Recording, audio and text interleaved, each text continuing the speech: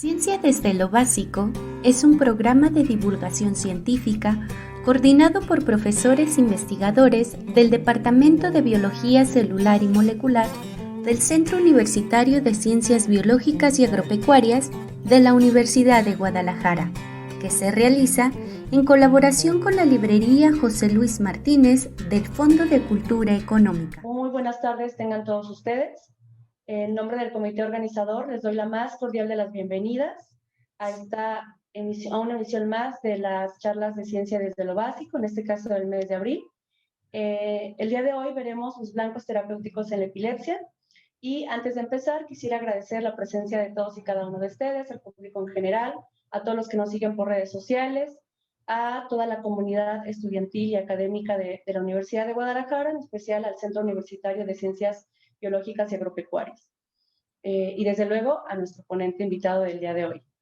Antes de comenzar, quisiera presentarlo. Me complace el día de hoy presentar al doctor José Luis. Él estudió la licenciatura de Químico Farmacéutico Biólogo en la Universidad Autónoma de Zacatecas del 2007 al 2012.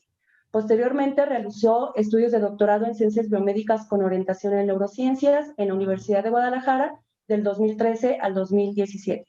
Al terminar sus estudios de doctorado, trabajó como profesor de asignatura en el PUCBA, impartiendo materias como biología molecular, genética, química y análisis clínicos. Y del 2018 al 2020 realizó una estancia postdoctoral en el Departamento de Farmacobiología en el Centro de Investigación y Estudios Avanzados del IPN en Cinvestav.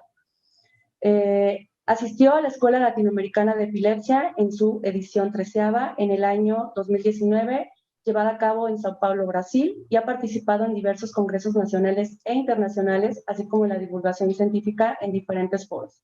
Además, ha publicado artículos científicos en revistas internacionales indexadas y actualmente tiene la distinción de candidato en el Sistema Nacional de Investigadores. Sus líneas de investigación se han enfocado en desórdenes neurológicos como la epilepsia y sobre procesos excitotóxicos neonatales, particularmente en el sistema neurovascular. Actualmente trabaja en los mecanismos de daño e inflamación relacionados con la excitotoxicidad. Bueno, sin más por agregar, le damos la bienvenida al doctor José Luis, el cual nos va a impartir la charla del día de hoy, blancos terapéuticos en epilepsia. Y bueno, lo dejo a cargo, doctor. Adelante. Bien, muchas gracias a la doctora Kenia por la presentación. Y en esta edición, desde el de las pláticas, de las charlas de divulgación científica, yo les voy a hablar un poco de los blancos terapéuticos en la epilepsia, de manera general, qué son, lo que se ha desarrollado, algunas nuevas estrategias y lo que hemos trabajado en el laboratorio con el tejido de pacientes epilépticos. De manera general, la epilepsia es una enfermedad neurológica con mayor prevalencia en el mundo. Esta se caracteriza por la aparición de crisis epilépticas recurrentes y espontáneas, donde estas crisis tienen las características de la percepción, la conciencia y la actividad motora. De manera global o mundial, afecta alrededor del 1% de la población. Y un punto importante de esta patología es que alrededor del 30% de esos pacientes generan una farmacoresistencia. Es decir, que cuando se administran 2 o más fármacos anticonvulsivantes a los pacientes y estos fármacos no logran la corrección o disminución de las crisis, se considera que el paciente tiene una farmacoresistencia.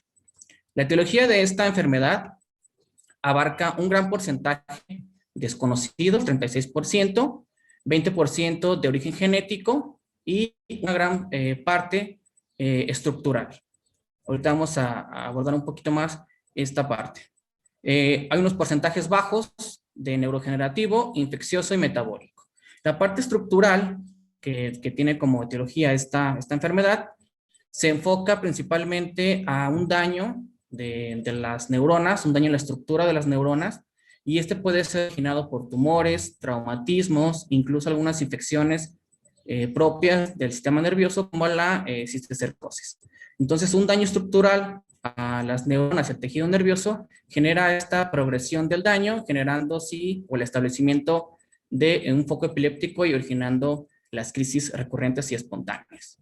De manera global, esta enfermedad consiste en un desbalance entre la excitación y la inhibición del sistema nervioso, donde prevalece con mucho más peso la excitación en comparación con la inhibición. Los principales mecanismos donde prevalece esta excitación es que aumenta las sinapsis excitadoras, es decir, las sinapsis que son controladas a través de glutamato se encuentran aumentadas. Se aumenta este glutamato y por lo tanto se aumenta la excitación de las neuronas, generando así una hipersincronía y alterando los circuitos neuronales, generando así una predisposición y la ocurrencia de estas crisis epilépticas. También se modifican diversos canales iónicos, principalmente el de sodio y de calcio, ya que estos canales de sodio y de calcio son los que generan un aumento en la excitación de las neuronas. Y al aumentarse la actividad de estos canales, prevalece con mayor medida la excitación.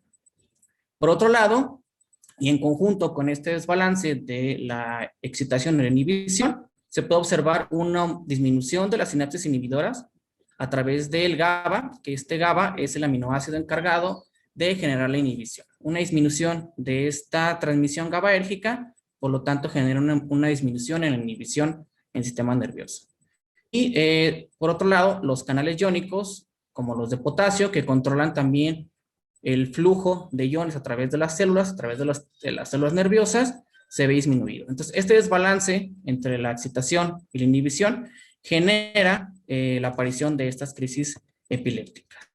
Por lo que la mayoría de los investigadores inicialmente se enfocaron en restablecer este balance de la excitación y de la inhibición, tratando de generar un equilibrio.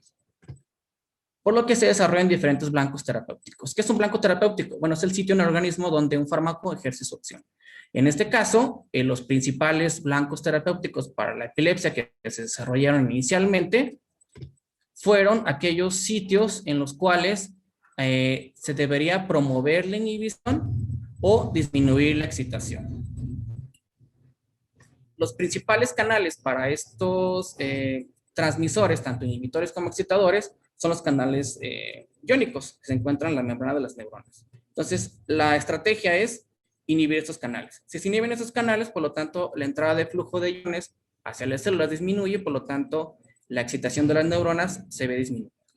Sin embargo, recientemente se han encontrado otros blancos terapéuticos, otros posibles blancos terapéuticos, ya que la epilepsia es un trastorno muy complejo y donde no solo se involucran los canales iónicos, sino que hay procesos que generan el establecimiento de la epilepsia o durante la epileptogénesis, que es la generación o la propagación de estas crisis que se genera un foco epiléptico. Hay otros procesos como la inflamación. Entonces, la inflamación es uno de los puntos importantes para inhibir que se establezca esta condición epiléptica y por lo tanto se ha considerado o se busca nuevos blancos terapéuticos donde la inflamación está involucrada. Otro de los puntos en los cuales se han desarrollado o se intenta desarrollar nuevos blancos terapéuticos es la barrera hematoencefálica. Y es un punto importante de nuestro interés, ya que nosotros hemos abordado algunos puntos de vista de esta barrera hematoencefálica como posible banco terapéutico en la epilepsia, ya que la alteración de la barrera hematoencefálica es una de las condiciones importantes para el establecimiento de esta enfermedad. Un poquito más adelante vamos a hablar de las condiciones patológicas de esta barrera hematoencefálica. Los fármacos antiepilépticos, inicialmente desarrollados como blancos terapéuticos, son los fármacos anticonvulsivantes, donde, como mencionaba anteriormente, los primeros fármacos desarrollados fueron la fenitoína, la carbamazepina y el valproato, los cuales su mecanismo de acción es inhibir los canales de sodio y, por lo tanto, el sodio no puede entrar a la célula y, por lo tanto, la excitación de estas neuronas se ve disminuida. Y muchos fármacos que se han desarrollado en las últimas generaciones, fármacos de última generación, que tienen este mismo mecanismo, son estos fármacos que vamos a ver en color azul, que tienen el mismo mecanismo, es decir, inhibir la entrada de sodio, inhibiendo los canales de este ion. Y la ritequavina, que es un fármaco de última generación, lo que hace es promover la activación de este canal de potasio y así disminuyendo la excitación y promoviendo la inhibición de las neuronas. Otro de los mecanismos por el cual esta excitación se ve disminuida a través de fármacos anticonvulsivantes es la toxostomida y el valproato, los cuales inhiben estos canales de calcio. Por lo tanto, al igual que el inhibir los canales de sodio, se ve una disminución en la excitación de las neuronas, generando así un equilibrio entre la excitación y la inhibición. Y este fármaco, la remacemida, que es un fármaco de última generación, también desarrollado bajo el mismo mecanismo de acción, inhibir los canales de calcio. Pero hay otros mecanismos que no involucran esos canales muy específicos, que es el mismo efecto final, tratar de aumentar la inhibición y disminuir la excitación. Algunos fármacos, como la lamotrigina, que lo que hace es inhibir los canales o los receptores a glutamato. Por lo tanto, inhibiendo el glutamato, que es el transmisor excitador, se disminuye esta excitación. Y estos fármacos de última generación tienen el mismo mecanismo. Así como por otro lado, las benzodiazepinas, que lo que hacen es aumentar la inhibición, por lo tanto, trata de lograr el equilibrio entre la excitación y la inhibición, generando así la disminución de las crisis epilépticas. Y estos fármacos también tienen el mismo mecanismo, aumentar la inhibición comparado con la excitación. Pues mencionábamos anteriormente sobre la importancia de la barrera hematoencefálica en esta patología. ¿Pero qué es la barrera hematoencefálica? Bueno, esta barrera, como su nombre lo indica, es la interfase entre la sangre y el cerebro. Esta barrera hematoencefálica permite selectivamente el paso de moléculas de la sangre al cerebro. Y esta barrera hematoencefálica tiene ciertas características que la distingue de otras barreras que tenemos en el cuerpo, lo que lo hace muy selectivo a ciertas sustancias y por lo tanto la permeabilidad de moléculas es bastante selectiva. Y estas proteínas o estas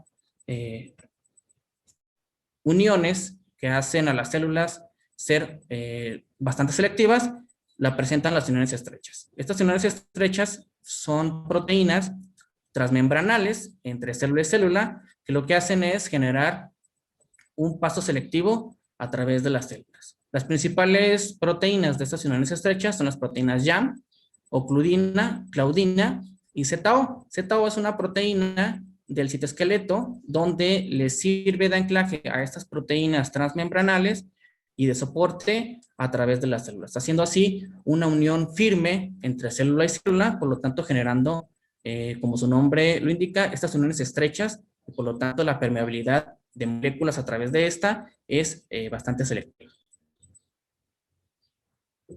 Inicialmente se creía que esta barrera hematoencefálica era una barrera estática, que no tenía otra función más que impedir que componentes de la sangre pudieran pasar hacia el sistema nervioso. Sin embargo, hoy en día conocemos que la barrera hematoencefálica posee diferentes actividades, posee diferentes fenómenos que la hacen altamente activa. Tiene algunos procesos de transporte, tanto de iones, proteínas, moléculas que tienen un paso selectivo a través de esta barrera y por lo tanto es altamente activa esta barrera hematoencefálica, permitiendo así un balance entre el sistema nervioso y la sangre. También posee actividades metabólicas, es una barrera altamente metabólica a través de las células endoteliales que forman esta barrera hematoencefálica y también tiene algunas actividades inmunológicas. Esto lo hace un punto o un blanco bastante complejo, ya que posee diferentes actividades, no solo el proceso de barrera, sino que también tiene actividades propias de cualquier tipo celular y que lo hace propensa tanto a un daño como también una alteración en esta condición. Cuando se altera esta barrera hematoencefálica, puede originar diferentes desórdenes neurológicos. Se ha asociado esta disfunción de la barrera hematoencefálica a patologías como el Alzheimer, el accidente cerebrovascular, Parkinson y epilepsia, que en particular enfoque va a ser en esta charla la epilepsia. Una alteración de esta barrera hematoencefálica genera una disrupción entre el balance del cerebro y el resto del cuerpo que está conectado a través de esta barrera, a través de la sangre. Diferentes condiciones como las crisis prolongadas, tumores, traumas, infecciones y la isquemia se ven afectadas la barrera hematoencefálica. Hay angiogénesis, después de estos procesos hay una falla metabólica, hay inflamación. La inflamación es uno de los puntos importantes en los cuales es uno de los mecanismos generales en los cuales se desarrolla el establecimiento de la epilepsia, y esta inflamación también genera una disfunción en la barrera hematoencefálica. Esta disfunción de la barrera hematoencefálica genera un desbalance o un descontrol en las células que protegen o que ayudan a este equilibrio de la barrera hematoencefálica, como son los astrocitos o las células gliales. También hay disminución en la transmisión sináptica, ya que la barrera hematoencefálica controla la excreción y el metabolismo de ciertos aminoácidos que generan esa transmisión sináptica. Y también hay una disfunción de canales iónicos. Estos canales iónicos generan también una disrupción del equilibrio entre las células neuronales y las células presentes en la barrera hematoencefálica. Todas estas condiciones finalmente concluyen con el establecimiento de la epilepsia. Pero una vez que se establece la epilepsia o estas crisis epilépticas, hay una remodelación vascular después del establecimiento de este daño o el establecimiento de la epilepsia. Esta remodelación vascular inicialmente como un mecanismo reparador del daño, ya que el sistema nervioso genera angiogénesis, genera nuevos vasos sanguíneos para tratar de aumentar el aporte de oxígeno, el aporte de glucosa ante el daño generado con las crisis recurrentes. Pero se ha demostrado y se ha visto tanto en módulos animales como en tejido disectado de pacientes epilépticos, esta remodelación vascular puede generar una disfunción en la barrera hematoencefálica y se genera aquí un círculo entre la disfunción de la barrera hematoencefálica, el establecimiento de las crisis epilépticas o la epilepsia y la remodelación vascular. Esta remodelación vascular tiene muchos puntos importantes, ya que estos puntos generan con cada crisis que se presenta en el paciente una susceptibilidad a una crisis posterior. Entonces, estos mecanismos de remodelación vascular, como lo es la angiogénesis es el desarrollo o la generación de nuevos vasos sanguíneos. Sin embargo, esta angiogénesis es una angiogénesis patológica. Es decir, los vasos sanguíneos nuevos que están en el tejido después de las crisis epilépticas son aberrantes e inmaduros, no tienen la capacidad de barrer, no tienen la capacidad de funcional que tienen los vasos de una barrera hematoencefálica intacta o en un sujeto sano. Entonces, esta angiogénesis patológica es uno de los puntos importantes que también establece inflamación, establece un aumento en la permeabilidad de la barrera, ocasionando también que moléculas que están en la sangre, que no deberían de estar en el tejido nervioso, y estas moléculas generan inflamación. Esta inflamación no solo se establece por el aumento de la permeabilidad de la barrera hematoencefálica, sino que también las células gliales o las células productoras de citocinas proinflamatorias en el sistema nervioso aumenta. Es decir, hay un proceso inflamatorio agudo por las crisis, pero también hay un proceso inflamatorio crónico por el establecimiento de estas crisis recurrentes. Hay neuroinflamación, hay inflamación de las neuronas y una inflamación vascular. Esta inflamación vascular lo que ocasiona también es un aumento en la permeabilidad y que se dañe la barrera hematoencefálica. Este daño a la barrera hematoencefálica lo que ocasiona es un aumento en la permeabilidad, como se mencionaba anteriormente, y este aumento en la permeabilidad también se ha asociado a la resistencia farmacológica, que más adelante vamos a hablar un poquito más a detalle de esto. Y finalmente, esta farmacoresistencia que mencionábamos en la parte introductoria, que el 30% de los pacientes generan esta condición, que no responden a los fármacos anticonvulsivantes o los fármacos antiepilépticos.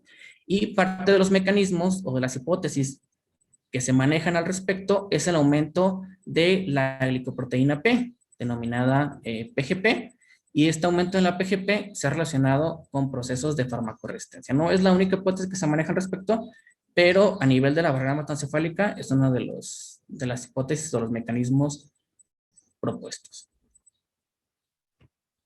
Esta remodelación vascular, ¿qué es lo que pasa? Bueno, en tejido de pacientes epilépticos del lado izquierdo, estos son cortes del tejido de pacientes que fueron sometidos a cirugía de epilepsia, que son sujetos farmacoresistentes, que la única alternativa para disminuir las crisis es remover el tejido epiléptico o el foco epiléptico, y se encontró que en este tejido epiléptico hay un aumento de factores que promueven la angiogénesis, pero que también promueven un aumento en la permeabilidad.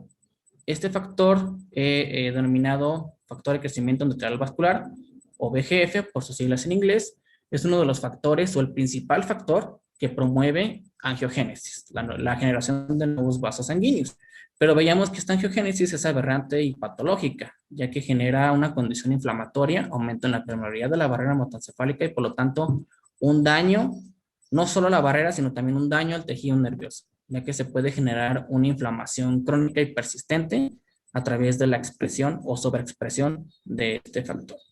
Y algunos grupos de investigación, incluyendo nosotros, hemos demostrado que estos factores se ven aumentados en el tejido de pacientes epilépticos.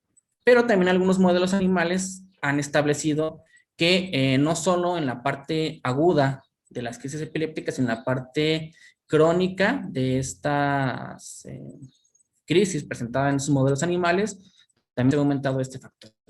Este factor de crecimiento endotelial vascular permanece por mucho tiempo generando inflamación, generando un aumento en la permeabilidad y por lo tanto un daño a la barrera hematoencefálica.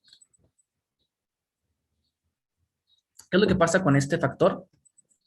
Bueno, en el tejido epiléptico hay una condición hipóxica, es decir, hay bajas concentraciones de oxígeno. Estas bajas concentraciones de oxígeno lo que hacen es promover que se libere el VEGF. Este VEGF, inicialmente descrito por sus propiedades angiogénicas, lo que hace es aumentar la generación de nuevos vasos sanguíneos o el desarrollo de vasos sanguíneos. Y lo que hemos encontrado es que este VEGF, en algunas de sus formas, tanto la forma A, la forma B y la forma C, se ven incrementadas en los pacientes epilépticos.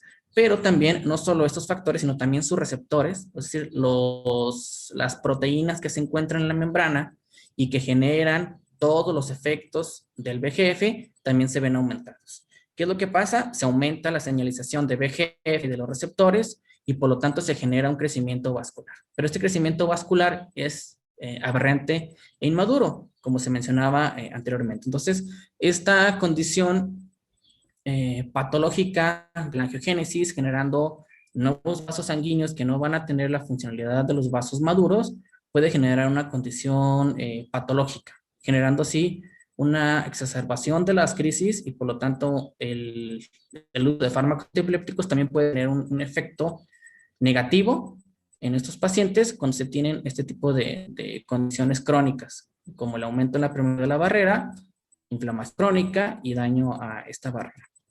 Entonces, nosotros abordamos una estrategia en la cual era aislar esta barrera hematoencefálica de los pacientes epilépticos.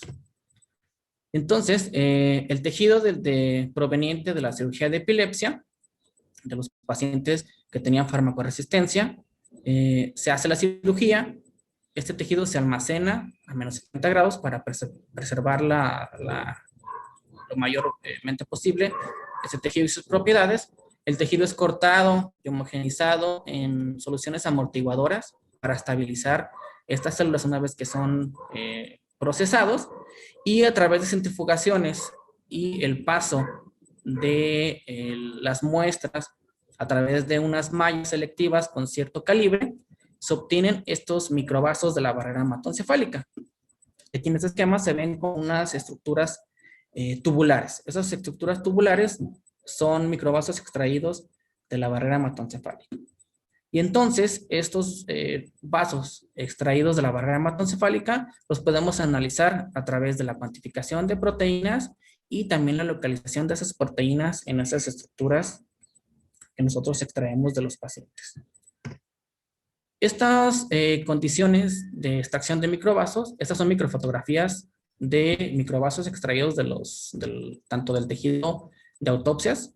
Este tejido de autopsias lo tomamos como un tejido de referencia, y en los tejidos epilépticos podemos observar que estas estructuras tubulares tienen la presencia de proteínas de las uniones estrechas. Las uniones estrechas mencionábamos que tenían proteínas como claudina y ZO, que ZO era una proteína del citoesqueleto que formaba parte del anclaje de las proteínas que están aquí entre la membrana con el resto de la célula.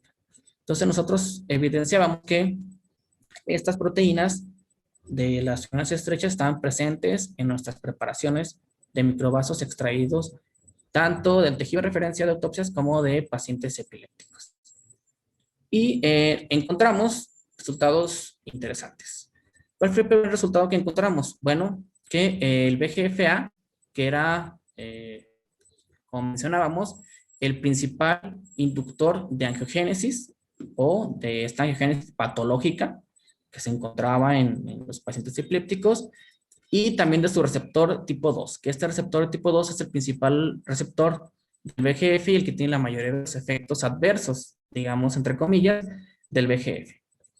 Entonces, si se observan, estas manchitas son mucho más intensas en este grupo de pacientes y este grupo de pacientes comparado con las autopsias.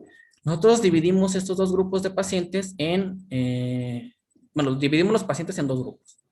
Aquellos pacientes que tenían esclerosis hipocampal, es decir, un daño y una pérdida de neuronas en el hipocampo, una región cerebral involucrada en la epileptogénesis, o una región altamente susceptible a generar estas crisis epilépticas, y otro grupo de pacientes que eran derivados de una lesión. Ambos grupos de pacientes presentaban un aumento en estas proteínas, tanto el ligando como el receptor. Es decir, aumentaba la señalización del VEGF y del receptor 2. Estas mismas proteínas nosotros las encontramos aumentadas en los microvasos a través de esta técnica que nos permite la visualización de las proteínas en el tejido. Entonces voy a hacer aquí un zoom para que vean la comparación. Entonces, en este grupo de pacientes que tenían esclerosis hipocampal, se ve aumentada la expresión, este marcaje en rojo que vemos aquí a lo largo del microvaso, comparado con el tejido de autopsias. Y los pacientes que presentaban o de una etiología de lesión, también presentaban este aumento del marcaje o de la coloración roja comparada con las autopsias. A su vez, también el receptor 2 se veía aumentado en estos pacientes con esclerosis hipocampal y los que estaban con una etiología de lesión, si los comparamos con estos que son el tejido de las autopsias. Entonces, concluimos que había una sobreexpresión del VEGF-A del receptor 2 en esos microvasos de los pacientes con epilepsia del lóbulo temporal. Que esta epilepsia del lóbulo temporal es la epilepsia más frecuente en los pacientes. Y entonces queremos investigar también qué es lo que estaba pasando con esas proteínas estructurales de la barrera hematoencefálica, o esas proteínas que le confieren esta característica de alta permeabilidad. Nosotros encontrábamos que, al igual que en los resultados anteriores, ambos grupos de pacientes aumentaban la expresión o la cuantificación de esta proteína denominada claudina 5. Que esta claudina 5 es una de las proteínas estructurales que le confieren estas uniones estrechas a la barrera hematoencefálica. Es una de las proteínas importantes para el establecimiento de las uniones estrechas. Pero, en contraste con este aumento de claudina, veíamos que ocludina y ZO disminuía en ambos grupos de pacientes. Lo podemos observar aquí en las manchas de la cuantificación de las proteínas. Entonces, se disminuía ZO, se disminuía claudina y se aumentaba, perdón, ocludina y se aumentaba claudina. Entonces, era un resultado controversial, ya que algunos autores habían mencionado en modelos animales que claudina 5 disminuía en condiciones epilépticas. Y al igual que el VEGF-A y el receptor 2, nosotros marcamos estas proteínas, igual en color rojo, en los microvasos obtenidos de la barrera hematoencefálica de los pacientes. Y podemos observar claramente que coloración roja presente en los pacientes con esclerosis era aumentada en comparación con las autopsias, al igual que en los pacientes que eran derivados de la lesión. Ocludina y ZO disminuían en ambos grupos de pacientes si los comparamos con el grupo de autopsias. Entonces, estas proteínas alteradas o estas proteínas de la barrera hematoencefálica que estaban siendo modificadas es uno de los puntos o blancos terapéuticos que algunos autores también han abordado. Entonces, estas proteínas que forman la estructura de la barrera hematoencefálica son buenos candidatos como blancos terapéuticos para tratar de modular esta actividad de la barrera. Porque si se ve dañada la barrera, pasan moléculas de la sangre al tejido nervioso y por lo tanto pueden generar un establecimiento de la epilepsia o el establecimiento de esas crisis epilépticas. ¿Qué observamos entonces? Un aumento en la expresión de claudina 5 y una disminución de ocludina y ZO en los microvasos de los pacientes con epilepsia del lóbulo temporal. Pero, dada la complejidad de esta patología, decidimos también evaluar algunas citocinas proinflamatorias, es decir, moléculas que inducen inflamación, ya que esas moléculas que inducen inflamación pueden generar el establecimiento de la epilepsia o el establecimiento de un foco epiléptico. Las principales proteínas que inducen inflamación, bueno, es la interleucina 1 beta y el TNF-alfa. Nosotros encontramos que en los pacientes epilépticos la IL-1 beta no está aumentada en comparación con el tejido de referencia o el tejido de autopsias. Sin embargo, el TNF-alfa estaba aumentado en los pacientes epilépticos comparado con el tejido de autopsias. Pasaba lo mismo para el receptor 1, para TNF-alfa, aumentado en los pacientes epilépticos, así como una proteína o relacionada a estrés oxidativo, como es la INOS, la sintasa de óxido nítrico inducible, que esta proteína se ve aumentada también en los pacientes epilépticos. Entonces, además de esas modificaciones a la barrera hematoencefálica o a las proteínas de la barrera hematoencefálica, encontramos un aumento en la expresión de citocinas que inducen inflamación y la sintasa de óxido nítrico, que es una proteína relacionada al estrés oxidativo en esos microvasos de pacientes con epilepsia del lóbulo temporal. Entonces, ¿qué es lo que pasa con estos marcadores que nosotros estábamos encontrando en la barrera hematoencefálica? Entonces, esta barrera hematoencefálica de las autopsias que permanece intacta con condiciones basales o normales, tanto del VEGF como su receptor, hay una expresión y una localización estructural de las proteínas que forman las uniones estrechas normal, pero en los pacientes epilépticos, ¿qué es lo que pasa? Hay una sobreexpresión del VEGF y del receptor, y este aumento en la expresión del receptor lo que hace es que aumente también la expresión de citocinas proinflamatorias, que nosotros habíamos observado que había un aumento de citocinas proinflamatorias. Este aumento en la inflamación y el aumento del VEGF lo que hace es que estas células permitan el paso de moléculas, y no solo de moléculas, sino también de células del sistema inmune periférico, ocasionando una inflamación crónica y persistente. Y además este daño en la barrera hematoencefálica pues genera una condición patológica persistente en estos pacientes. Pero, interesantemente, cuando analizábamos nosotros los datos, encontrábamos que en el tejido de autopsias, si comparábamos las citocinas proinflamatorias, no encontrábamos diferencia entre los sexos. Es decir, los hombres de las autopsias, comparado con las mujeres, no había una diferencia en la expresión o en la cantidad de estas proteínas. Sin embargo, en los pacientes epilépticos, en los hombres, había un aumento de interleucina 1 beta y del receptor TNF-alfa de tipo 1 comparado con las mujeres. Este receptor del TNF-alfa y el TNF-alfa es asociado a una inflamación crónica, mientras que la IL-1 beta se asocia a una inflamación aguda. Entonces, estos pacientes hombres tienen una mayor inflamación, tanto aguda como crónica, y encontramos esta diferencia entre los sexos. Entonces, esta inflamación persistente y crónica en los pacientes hombres epilépticos pudiera generar algún mecanismo, algún blanco en el cual inhibir esta inflamación pudiera ser una de las estrategias para no solo disminuir las crisis epilépticas, sino inhibir el desarrollo y el establecimiento de la epilepsia.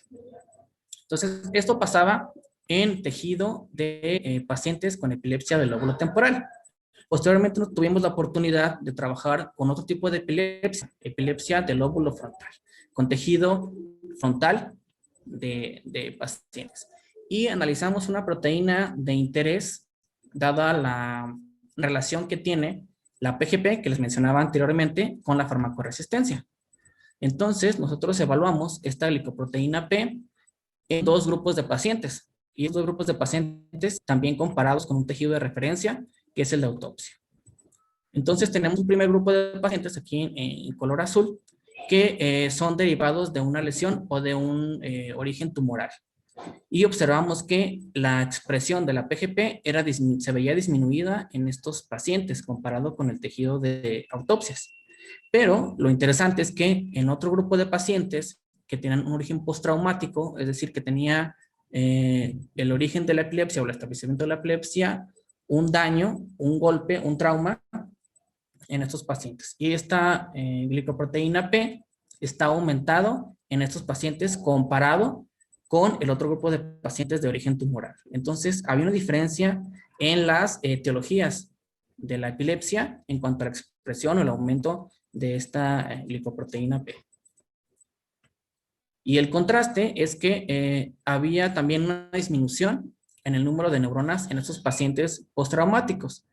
Entonces, había un aumento de PGP, pero tenían menos neuronas. Se comparaba con el tejido de autopsias.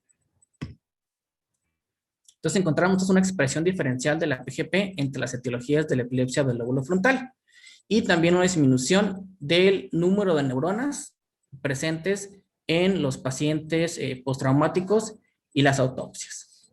Pero algunos autores habían mencionado que esta glicoproteína P en condiciones epilépticas no era restringida a la barrera hematoencefálica, que nosotros hemos estado evaluando la barrera hematoencefálica, sino que también podía haber una expresión en otro tipo de células. Por lo que nosotros evaluamos en estos mismos pacientes la expresión y la localización de esta glicoproteína P.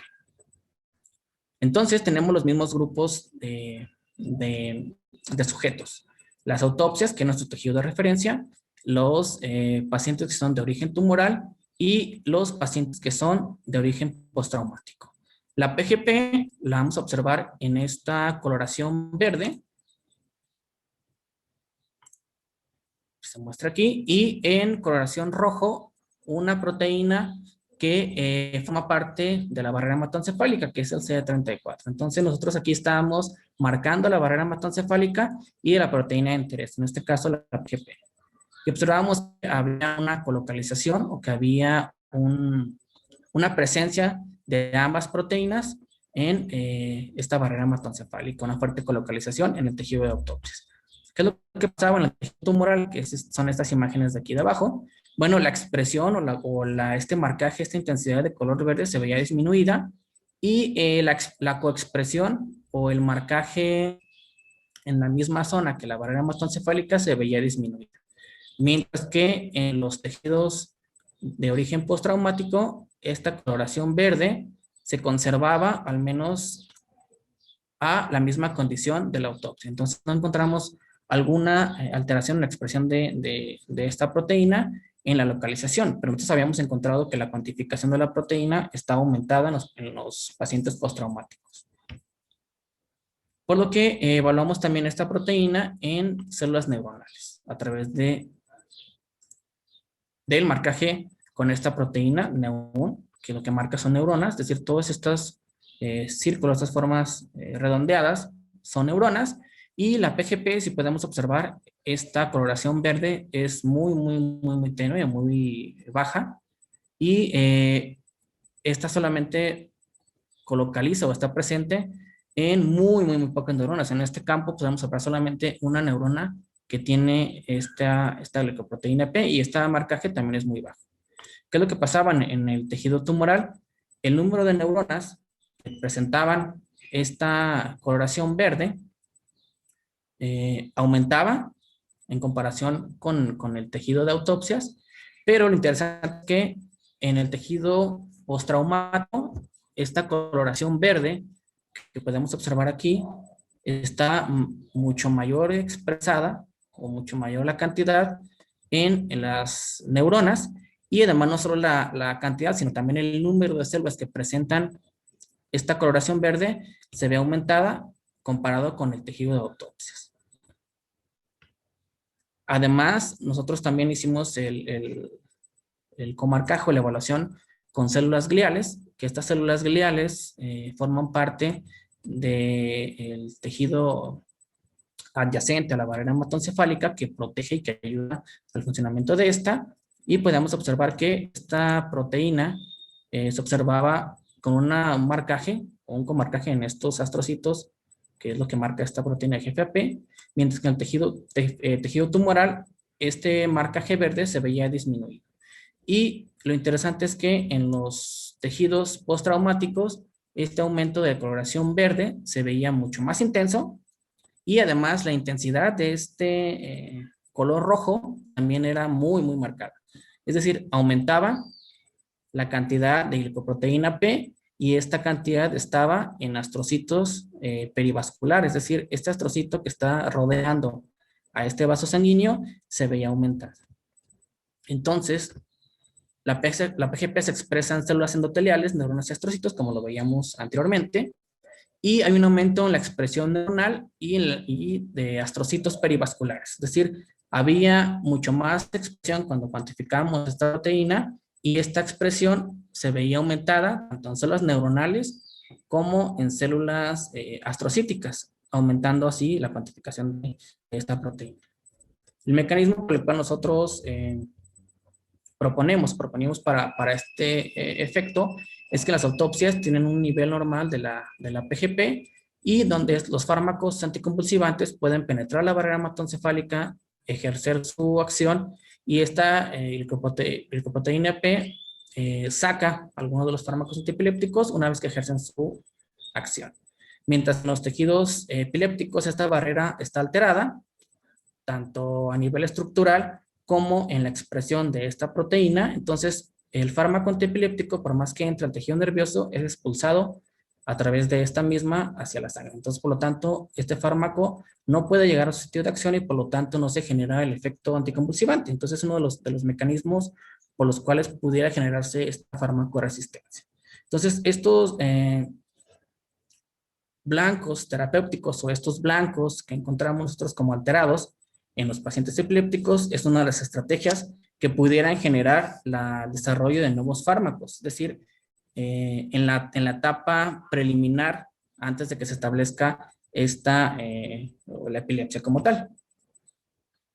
A manera de conclusión, bueno, hay a muchos grupos de investigación que han estado tratando de desarrollar nuevos fármacos, pero la estrategia es generar fármacos antiepileptogénicos, es decir, en las primeras etapas de la epilepsia, para evitar que llegue el establecimiento de esta. Entonces, inhibir todos los procesos de daño que se generan, que hemos visto en estos pacientes epilépticos. Hay inflamación, hay una disrupción de la barrera hematoencefálica, hay una alteración de canales iónicos, hay una alteración de proteínas como la PGP, que lo que hace es generar una mayor excitación de las neuronas, un desbalance entre las concentraciones séricas de los fármacos antiepilépticos, concentraciones en sangre, que en tejido nervioso. Entonces, por lo tanto, el fármaco antiepiléptico no puede generar sus efectos en las neuronas. Entonces, la nueva estrategia es generar fármacos que puedan inhibir el establecimiento de la epilepsia. Pero para eso se necesita que entendamos los mecanismos básicos que se generan en estos procesos iniciales, es decir, durante la progresión de la epilepsia. Entonces, por lo tanto, es el punto en que nosotros hemos estado tratando de investigar o de evaluar en el laboratorio los mecanismos por los cuales pudieran generarse este establecimiento de la epilepsia, y por lo tanto inhibir esos procesos, modulando vías de señalización y también modulando procesos de inflamación iniciales, para que no se llegue a una inflamación crónica, daño a la barrera y por lo tanto el establecimiento de la epilepsia. Y finalmente, agradecer a la doctora Mónica Ureña, al doctor Carlos Beas, la doctora Luisa Rocha del CIMBESTAB, la doctora Sandra Orozco del IMSS, y que estos trabajos que hemos realizado es en conjunto con diferentes instituciones, tanto en los hospitales en los cuales se desarrollan los programas de cirugía de epilepsia, como en los centros de investigación y universidades públicas que finalmente hacemos una colaboración para tratar de entender estos mecanismos básicos de la epilepsia desde el laboratorio y tratar de asociarlo con la parte clínica en estos pacientes. Y eso es todo de mi parte. Muchas gracias. Muy bien, muchas gracias, doctor José Luis. En este momento nos vamos a dirigir a las preguntas que están realizando en la audiencia a través de la transmisión de Facebook. Y mientras, antes de comenzar las preguntas provenientes del público, sí quisiera invitarlos a que si alguien no se ha registrado en la liga que se compartió, lo hagan, aún es tiempo, para que al final hagamos la rifa del libro. Muy bien, voy a comenzar con la primera. Daniel Fonseca te pregunta si existe relación entre la hipótesis del blanco terapéutico y las interleucinas proinflamatorias. ¿Modifican la afinidad o cascadas de señalización de los blancos terapéuticos? Sí, bueno, la inflamación, como es un proceso de daño, puede generar la modificación de estos blancos terapéuticos, sobre todo porque algunos blancos terapéuticos de los fármacos tratan de modular la excitación e inhibición. Entonces, las citocinas proinflamatorias generan un ambiente de daño, generando así una excitación persistente y permanente. Las neuronas se dañan, por lo tanto, la inflamación crónica altera algunos de los fármacos o blancos terapéuticos. Donde la mayoría de los fármacos van sobre las neuronas.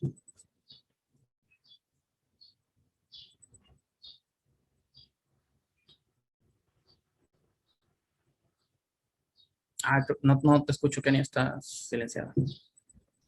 Una disculpa. La siguiente sería si los resultados que muestras de tejido de pacientes realizaron la correlación entre el tiempo desde la última crisis y las interleucinas.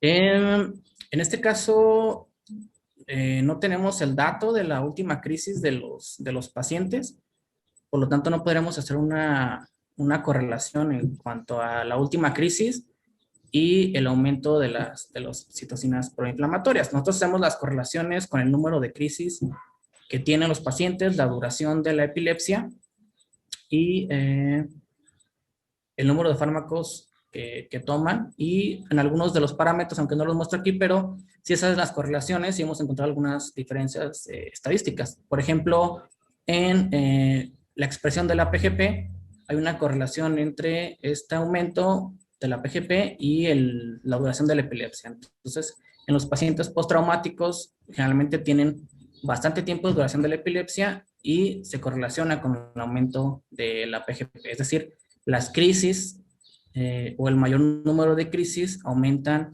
la expresión de la PGP. Y es uno de los mecanismos que también se han estado tratando de abordar, que las crisis o una sola crisis aumenta la expresión de la PGP y con mayor número de crisis, esta PGP se mantiene constante, se mantiene expresada en el tejido epiléptico. Muy bien. Pregunta Daniel Pérez. En la actualidad, ¿hay fármacos que utilicen a la barrera hematoencefálica como blancos?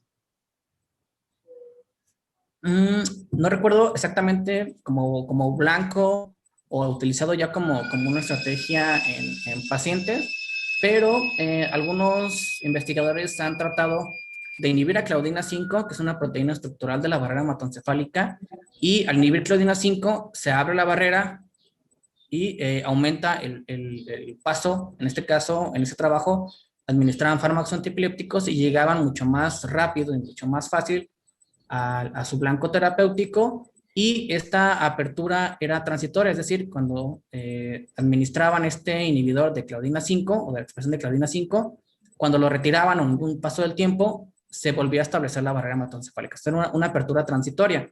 Sin embargo, estos son modelos animales y algunos estudios in vitro, y por lo tanto, bueno, falta mucho más desarrollo para tratar de modular esta barrera hematoencefálica como un blanco terapéutico ya en pacientes epilépticos.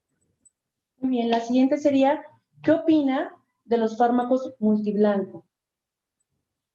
Es una de las estrategias que pudiera ser, o es como bastante atractivo, ya que la epilepsia es un fenómeno bastante complejo y no solo involucra un solo blanco terapéutico o solo un sitio de acción, sino que algunos fármacos, algunas moléculas en desarrollo que tienen diferentes sitios de unión pueden generar esta disminución en la actividad de estas crisis epilépticas y en conjunto algunos de estas moléculas que son multiblanco, en conjunto con los fármacos antiepilépticos ya existentes, han tenido bastante éxito en algunos modelos animales.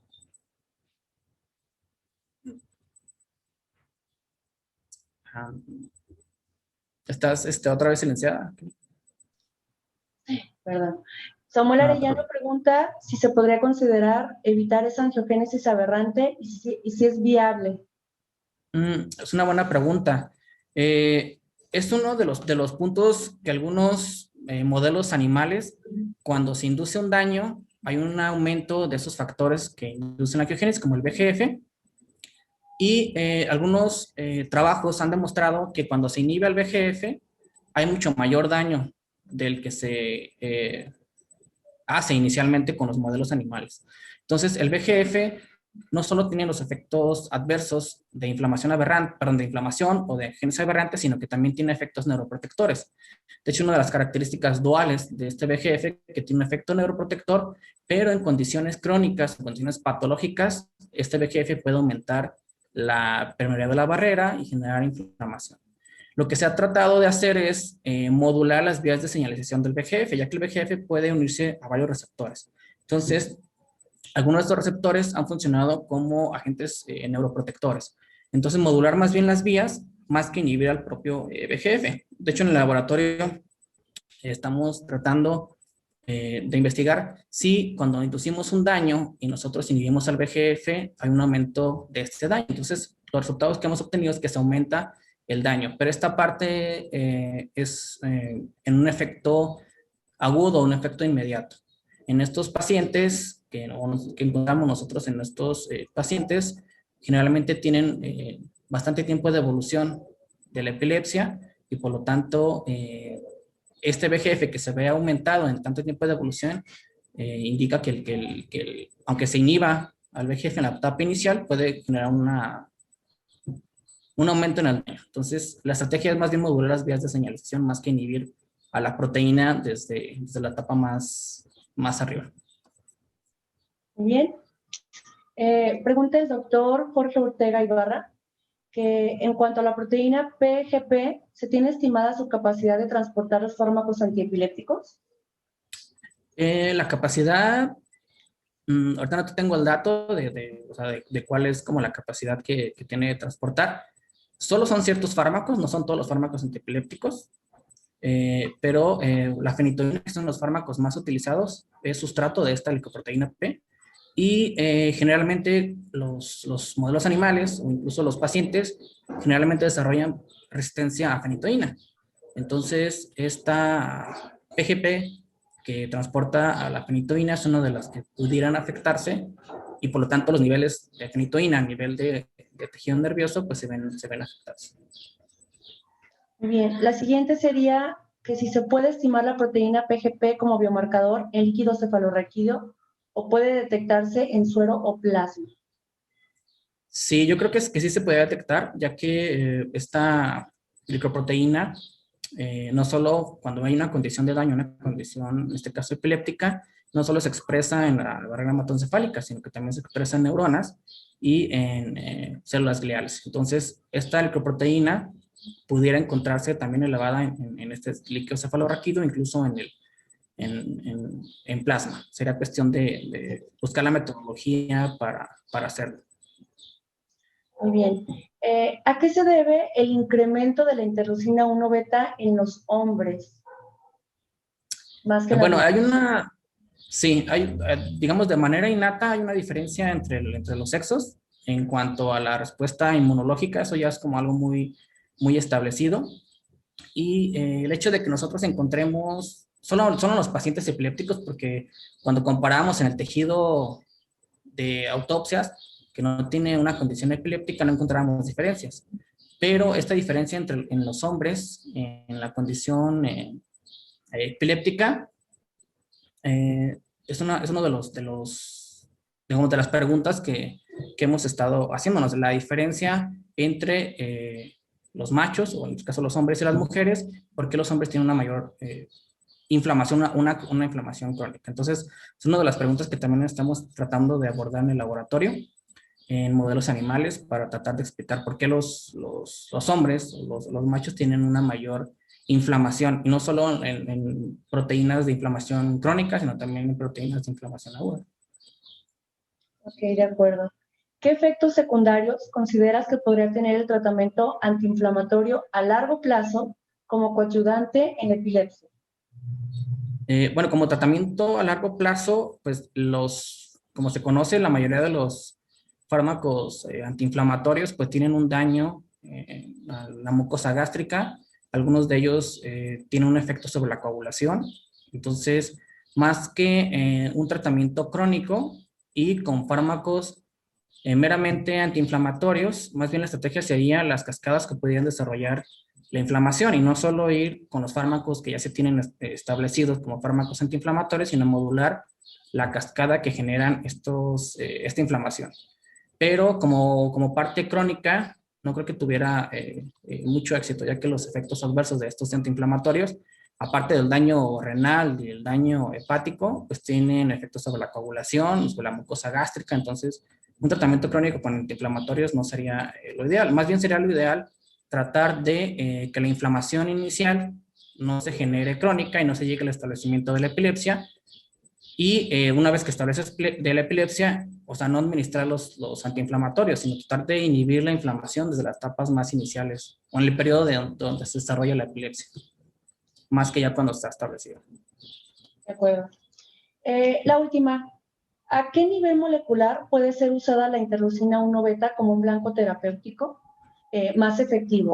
¿Inhibirla una vez que sea liberada o inhibirla desde su producción?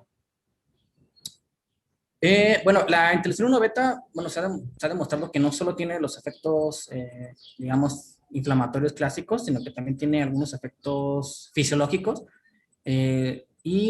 Más que inhibir la interleucina 1 beta, más bien la cascada que desarrolla a través del receptor principal, que en este caso el receptor 1. Entonces, las cascadas que genera el receptor 1, que generalmente activan proteínas de muerte o proteínas que se asocian a más inflamación, sería modular la cascada que genera la interleucina 1 beta. Al igual que mencionaba, como la cascada del VEGF no es tanto inhibir el VEGF, sino modular las vías de señalización que desencadenan. Así evitar la etapa crónica o la etapa posterior a la activación de estas citocinas, que también, bueno, el VEGF también se considera como una citocina proinflamatoria. De acuerdo. Muy bien. Pues serían todas las preguntas que tenemos del público. No me queda más que agradecer la charla del día de hoy, muy interesante. Espero les haya gustado a todos ustedes allá en casa. Y también agradecer, por supuesto, la presencia de todos y cada uno de ustedes, porque sin ustedes, pues este foro no se podría llevar a cabo. Los esperamos y los invitamos a que sigan nuestras redes sociales para que se enteren de la programación de nuestras charlas, e invitarlos nuevamente a la emisión del mes de mayo, que se realizará el día 25, con el tema crustáceos habitantes del coral. Entonces, ya estaremos publicando los pósters y al ponente. Mientras, doctor José Luis, muchísimas gracias por haber estado el día de hoy aquí con todos nosotros. ¿Y podrías darnos un número del 1 al 30 para poder rifar el libro entre los asistentes? El 19. 19. Muy bien. Nos estaremos poniendo en contacto con la persona ganadora. No tengo a la mano la lista porque no me puedo meter de momento ahorita al Drive, pero veo yo a quién pertenece el número 19, y a través de la página de Ciencia desde lo Básico publicaremos al ganador. Lo etiquetamos y esperemos que se ponga en contacto muy pronto con nosotros para que pueda recoger el libro. El libro que se va a estar rifando el día de hoy tiene como título La Gran Transición, retos y oportunidades del cambio tecnológico exponencial. Espero les guste y nos ponemos en contacto. Mientras nos despedimos, espero pasen una noche agradable y los esperamos en el mes de mayo en nuestra siguiente emisión. Hasta luego. Gracias, hasta luego. Gracias a todos.